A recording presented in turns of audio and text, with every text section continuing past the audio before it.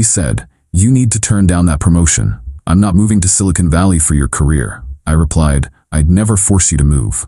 Then I accepted the job. She found out how serious I was when the packers showed up for my things only. I, 29 male, just made what's either the best or worst decision of my life. Sitting in my empty apartment right now, boxes everywhere, and I honestly don't know how to feel. 3 weeks ago, I got the call. The call. Senior software architect position at one of the major tech companies. Not FANG, but close enough. 195K base, stock options, signing bonus, the works. The catch? It's in Silicon Valley. I'd have to relocate from the Midwest. I've been with my girlfriend Helena, 27, for 4 years, living together for 2. When I got home that day, I was bouncing off the walls with excitement. This was it. The opportunity I'd been grinding for since college. The late nights, the side projects, the boot camps, all leading to this. Helena's reaction was not what I expected. "That's nice, babe," she said, barely looking up from her phone. "When did you say no?" I thought she was joking. "What?" "I haven't responded yet. I wanted to talk to you first." That's when she put her phone down and gave me this look, like I was a child who just asked for a pony. "Marcus, you're not seriously considering this." "Why wouldn't I? This is huge, hell. It's almost triple what I'm making now." "Money isn't everything," she said, which was rich coming from someone who insisted we eat out 4 nights a week and buy name brand everything.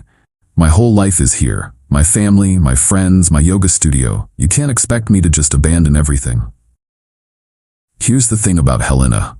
She works part-time as a social media manager for her friend's boutique, makes maybe $25 a year. Not knocking the work, but she's always talked about wanting more. Travel, nice things, a house. This job would give us all that. "We could visit," I suggested. "It's a 2-hour flight. And think about what we could do with that salary. You could start your own business, or not work at all if you didn't want to."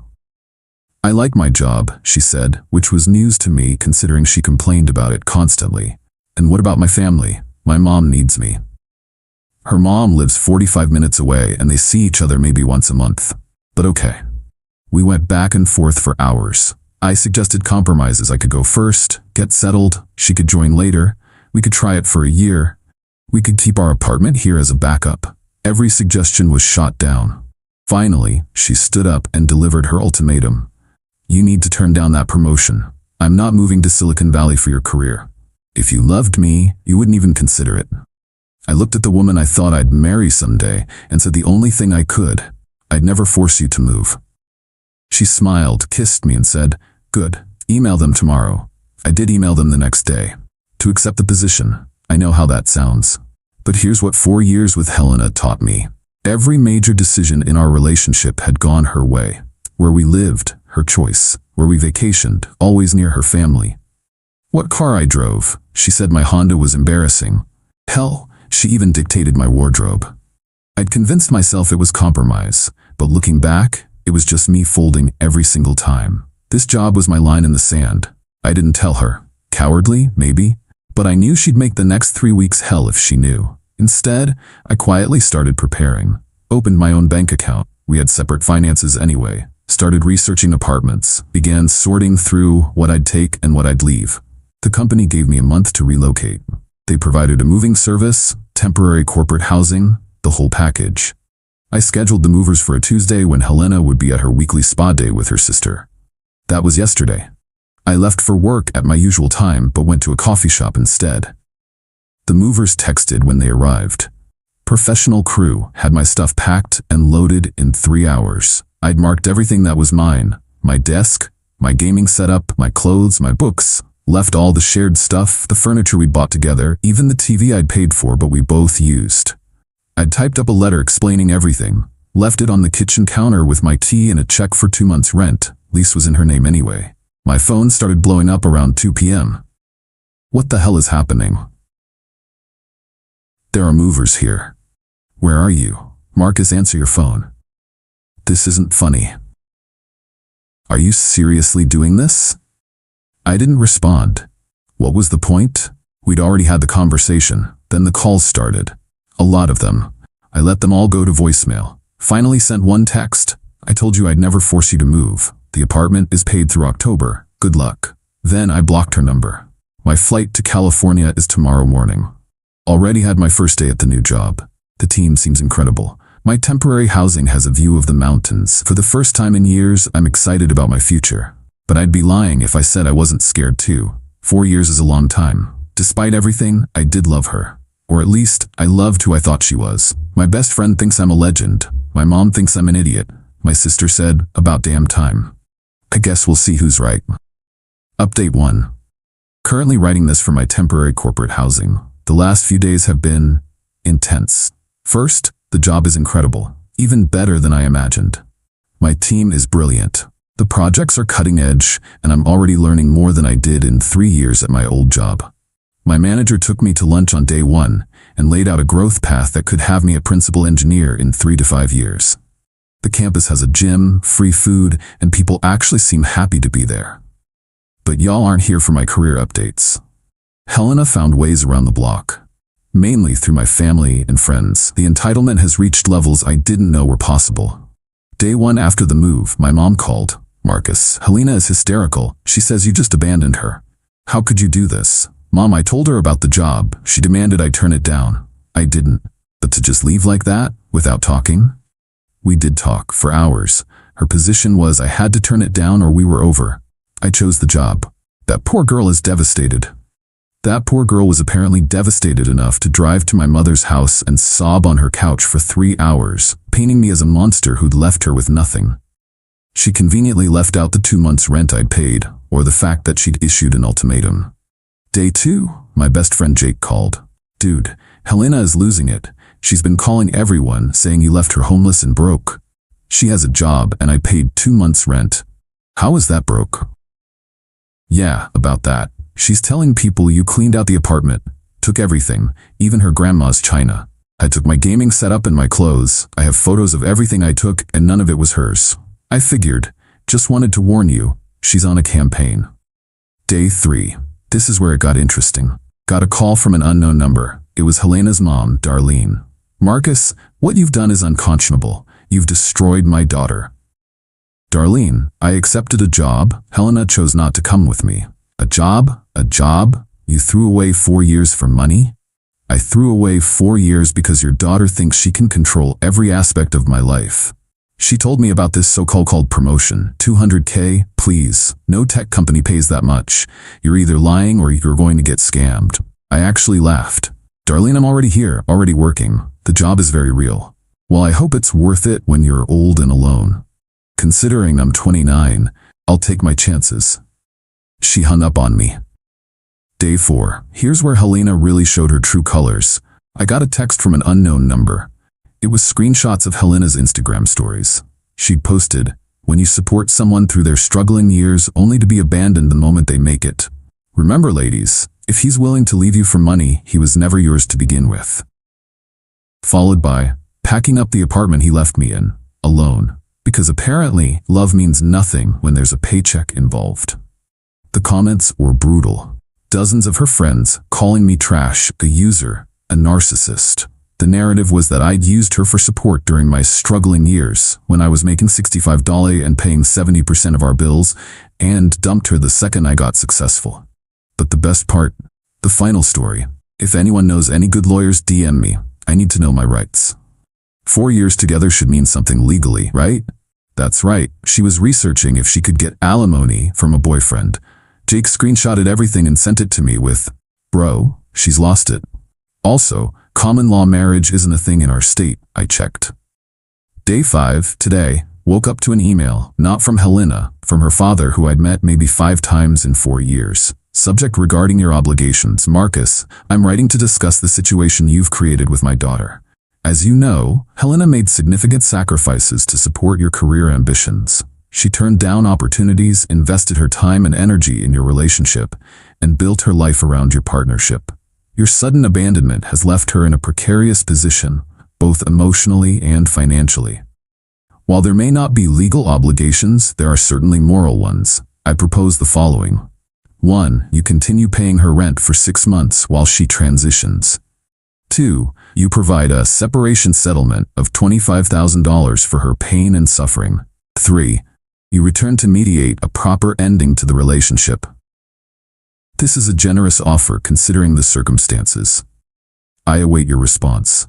Robert. I actually had to read it twice to make sure I wasn't hallucinating. This man, who couldn't be bothered to attend his daughter's birthday parties, was now trying to negotiate a breakup settlement for a girlfriend. I forwarded it to my new company's legal team. They offer personal legal consultation as a perk. Silicon Valley is wild. Their response was basically, "Lol, no, but keep all communications in case she escalates." I didn't respond to Robert, but I did respond to something else. See, Helena had one more card to play. She reached out to my ex, Sarah, the one person she knew I'd still have complicated feelings about. Helena convinced her to text me. "Hey Marcus, heard about what happened with Helena. That was really cruel, even for you. I thought you'd grown since we dated." Guess I was wrong. That stung, not gonna lie. Sarah and I had ended things amicably 2 years before I met Helena. We'd just grown apart. To have her think badly of me. But then I remembered something. Sarah follows me on LinkedIn. She would have seen my job update, so I checked Helena's Instagram again. Jake was my spy, and there it was. A comment from Sarah on Helena's abandoned me post. "So sorry this happened to you, hun. Some people only care about money. You deserve so much better." Sarah, who knew exactly what job I'd taken because I'd posted about it. Sarah, who knew what tech salaries look like because she works in HR. Sarah, who was choosing to play along with Helena's victim narrative. That's when I realized I wasn't just leaving Helena. I was leaving an entire circle of people who thrived on drama and manipulation. Blocked Sarah's number. Blocked Robert's email. Told Jake to stop sending me updates unless Helena did something that required legal action. Then I went for a hike in the mountains because I can do that now. Because I live in California. Because I chose my career and my future over someone who saw me as nothing more than a wallet with legs. The entitlement is staggering. The expectation that I should pay her to exist, that I owe her money for, what exactly? For letting me pay most of our bills? For controlling every aspect of our relationship? For demanding I turn down a life-changing opportunity? My signing bonus hits my account next week. I'm looking at apartments with mountain views. I'm building a life I actually want. And Helena? She's apparently still posting Instagram stories about being a survivor of financial abuse. The delusion is real, folks. Final update. This is going to be my last update because, honestly, I've moved on. But the way things concluded was so absurd, I had to share. 2 weeks after my last post, the entitlement reached its final form.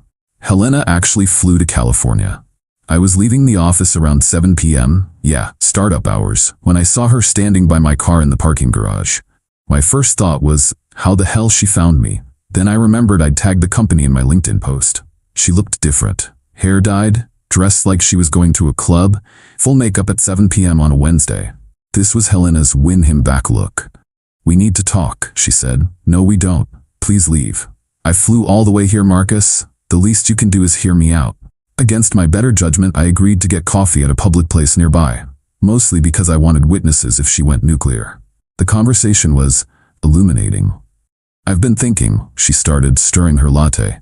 "Maybe I was too hasty. Silicon Valley could be an adventure." "Helena, you made your position very clear. You weren't moving for my career." I was emotional. "You surprised me, but I've been researching, and you were right. There are so many opportunities here. I could start my wellness blog, maybe open a boutique yoga studio." There it was. She'd done the math on my new salary. "That's great, but we're not together anymore." Her face went through about 6 emotions before landing on indignant. "You can't be serious. 4 years, Marcus. You don't just throw away 4 years." "You're right, you don't. Which is why I couldn't believe you were willing to end it over a job opportunity." "I didn't end anything. You left, after you told me to choose between you and my career. I was testing you, seeing if you really loved me." And there it was. It had been a test, a power play, and when I didn't fold like I always had, her whole world imploded. "Helena, adults don't test each other, they communicate." What followed was 20 minutes of her cycling through manipulation tactics. Guilt. "I supported you through everything." Anger. "You're a selfish bastard." Bargaining. "We could do long distance for a while." Playing victim. "You've ruined my life." Seduction. "Remember how good we were together?" When none of it worked, she played her final card. "Fine. If you won't take me back, you owe me." "I owe you?" Do you know how humiliating this has been? Everyone knows you left me. My reputation is ruined. The least you can do is compensate me for the damage. Your reputation is ruined because you told everyone a fictional sob story. I want $50,000. I actually laughed, out loud, in the coffee shop. For what? Emotional damages, lost opportunities, the fact that I had to restructure my entire life because of your selfishness. Helena, I'm not giving you $50,000. Then I'll sue you. For what? Breach of implied contract. We had plans, a future. Good luck with that. She stood up, knocking her chair back. You'll regret this, Marcus. When you're alone in your fancy apartment with your fancy job, you'll realize what you lost. I already know what I lost. Control, manipulation, someone who saw me as a bank account. I'm good with that loss. She stormed out. But not before trying one last manipulation. Sarah was right about you. Sarah, who's been married for 3 years? That Sarah? The one you convinced to lie about knowing my job situation? Yeah, Jake told me you've been harassing her too. Her husband contacted him. The look on her face when she realized I knew about her lies was almost worth the plane ticket she'd wasted. That was 2 weeks ago. Since then, 1. She flew back home and tried to start a GoFundMe titled, Starting Over After Financial Abandonment. It raised $45 from her mom before being taken down for fraud. 2. She posted on LinkedIn about being a survivor of tech bro culture and how Silicon Valley steals men's souls. She tagged my company. My HR reached out to me about it. We had a laugh and they sent her a cease and desist. 3. Her friend, the boutique owner, fired her because she kept missing work to process her trauma, aka stalk my social media and create fake accounts to message me. 4. According to Jake, she's now dating some crypto guy who promises he's about to make it big, so that's going well. 5. Her dad sent one more email threatening legal action. My company's legal team responded with a beautiful letter that basically said, bring it. Haven't heard from him since. Meanwhile, I 1. Found an amazing apartment with a view of the bay. 2. Got invited to present at a major tech conference next month. 3. Started dating a software engineer from my team. Yes, we disclosed to HR. 4. Received my first stock vest worth more than Helena wanted in damages. 5. Actually feel happy for the first time in years. The funniest part? My mom called last week. Marcus, I owe you an apology. Helena, she showed up here again, demanded I give her your new address so she could claim her belongings. When I said you took nothing of hers, she admitted she just wanted to see your apartment to prove you were living beyond your means without her. I'm starting to see what you dealt with. Thanks, Mom. Better late than never. Also, she asked to borrow money. Of course she did. I gave her $20 for gas and told her to lose my number. I love my mom. So that's it. The woman who demanded I give up a $195,000 job to stay in a dying Midwest town where she could continue controlling my life while contributing nothing, is now single, unemployed, and trying to scam cryptocurrency bros. The entitlement never stopped. Even at the end, she genuinely believed she deserved tens of thousands of dollars for the crime of me accepting a job she didn't approve of. But here's what I learned. When someone shows you who they are, believe them. When they issue ultimatums, call their bluff. When they try to control your future, choose yourself. Because at the end of the day, the right person would have said, this is amazing, how can we make this work? Instead, I got, turn it down or we're done. Well, we're done. And I've never been better. Thanks for following along with this weird journey. I'm gonna go enjoy my view and my stock options in my life without someone who thinks love means control. Peace out.